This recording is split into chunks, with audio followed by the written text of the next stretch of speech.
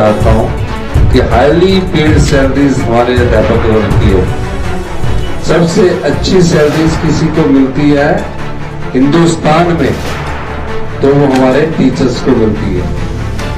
जिम्मेदारी और जवाबदेही अपने आप में खुद में तय करनी है। इसी आशा के साथ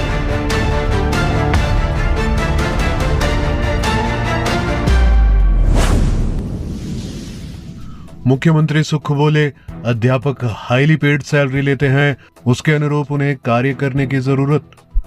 मुख्यमंत्री सुखविंदर सिंह सुक्खू ने कहा है कि सरकारी स्कूलों में बच्चों के आत्मविश्वास में कमी है। ऐसे में सरकार शिक्षा प्रणाली में परिवर्तन कर रही है।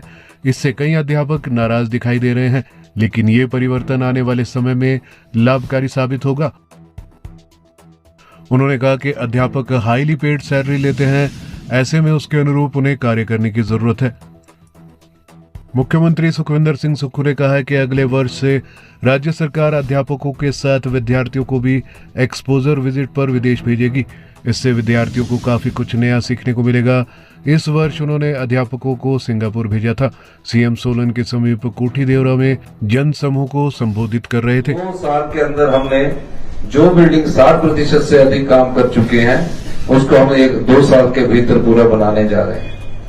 इसी तरह कॉलेज लेवल के एजुकेशन में भी बदलाव की जरूरत है और भविष्य में machine learning, data storage, data science, artificial intelligence, ये इस दृष्टि से भी बच्चों को शिक्षित करने की बहुत जरूरत है।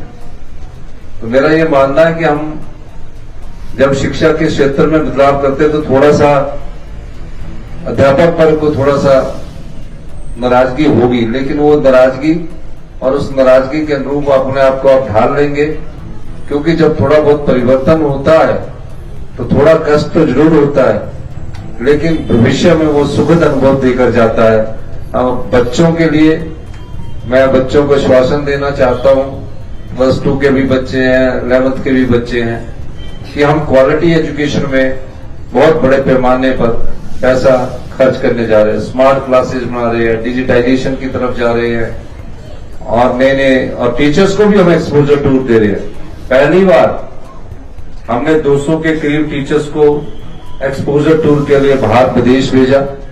अब मैंने फैसला किया है कि कुछ बच्चों को भी जहां टीचर के साथ एक बार बाहर गवर्नमेंट के स्कूल के बच्चों को भी घूमने का और जानने का मौका मिले। घूमने के साथ नॉलेज मिलती है बच्चे जब देखते हैं। तो अगले वर्ष हम उस योजना को भी हम शुरू करने जा रहे हैं।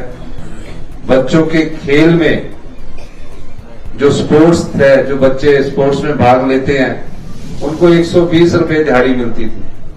हमने इस बजट में 400 रुपए दिहाड़ी कर दी है।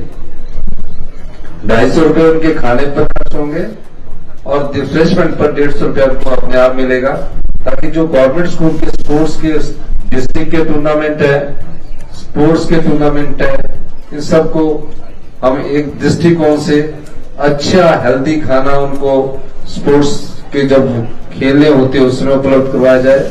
और कल ही हमने पिछले कल चर्चा की माननीय शिक्षा मंत्री जी से कि अब जो खेल 12 साल के नीचे के बच्चों के हैं वो ना करवाकर 14 साल वालों के डिस्ट्रिक्ट टूर्नामेंट भी होंगे, स्टेट टूर्नामेंट भी होंगे, क्योंकि नेशनल लेवल पर 14 साल से कम के बच्चों को टूर्नामेंट होते हैं, लेकिन 12 साल से कम के बच्चों के, फिर 14 साल के कम के बच्चों के, फिर 18 साल के कम के बच्चों के टूर्नामेंट हो रहे हैं। तो हमने 14 साल और 18 साल के बच्चों के टूर्नामेंट की हमने बात की है।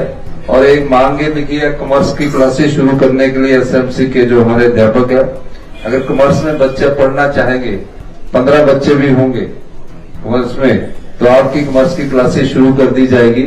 और कबड्डी की किट के बारे में प्यारे बच्चों ने कहा, कबड्डी की किट जो बच्चे हैं उनको उपलब्ध करवा दी जाएगी। इन्हीं शब्दों के साथ मैं एक बार फिर आपसे इस स्कूल में आने के लिए प्यारे बच्चों का भी धन्यवाद करना चाहता हूं, क्योंकि भविष्य की युवा पीढ़ी को हमने आगे कैसे बढ़ाना है इस दृष्टि से हमारी सरकार काम कर रही है। और खासकर अध्यापक वर्ग से भी अनुरोध करना चाहता हूं कि हाईली पेड सैलरीज हमारे अध्यापक वर्ग की है। सबसे अच्छी सैलरीज किसी को मिलती है हिंदुस्तान में तो वो हमारे टीचर्स को मिलती है। तो आप लोगों को भी जहां जिम्मेवारी और जवाबदेही अपने आप में खुद में तय करनी है।